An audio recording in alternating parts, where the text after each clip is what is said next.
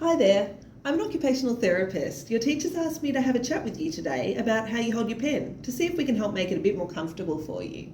Is that okay? Yeah, sure. Great.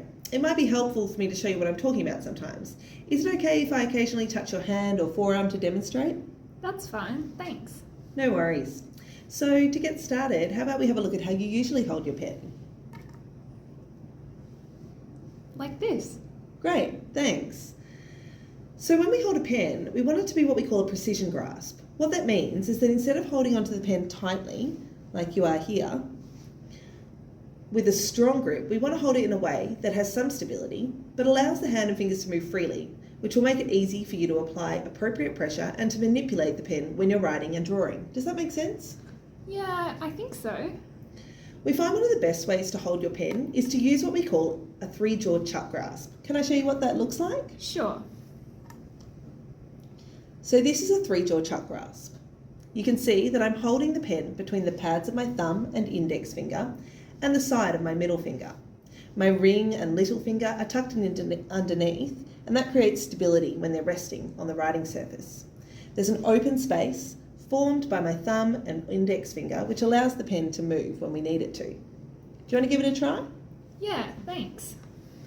A great way to pick up your pen to achieve a three-jawed chuck grasp is to place it on the table with the tip pointing towards your hand, like this. Now what I want you to do is to just get ready to pick it up between your thumb and index finger. Great, this preparatory phase is called opposition, and it's actually really important as it aligns the pads of your thumb and fingers so you're ready to grasp the object. Without even realising it, you're doing so many things just to get ready to grasp that pen. You're doing 3 movements with your thumb called flexion, abduction and medial rotation to bring it into opposition, using all the muscles shown here. You're also partially flexing the joints of your other 4 fingers using these muscles.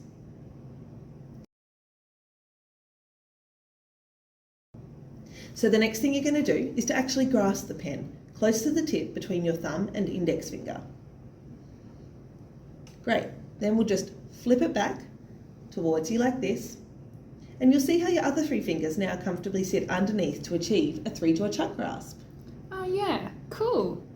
That clamping action is called apposition, and again you're doing so many different things with your hand to achieve it. Your thumb is now performing a movement called adduction using the muscles shown here, and your fingers are flexing further at most of their joints using the same muscles we saw before, but your index finger is now extended at its last joint using these muscles. Now, you should find you can comfortably manipulate the pen to write and draw. Yeah, that feels much better actually. Thank you so much. No worries. Hopefully now you can see the pen grip isn't as simple as it seems, and there's actually a lot involved to make it happen. It might take some time, but hopefully with that little trick I showed you and some practice, you'll be writing more comfortably using a three-jawed chuck grasp soon.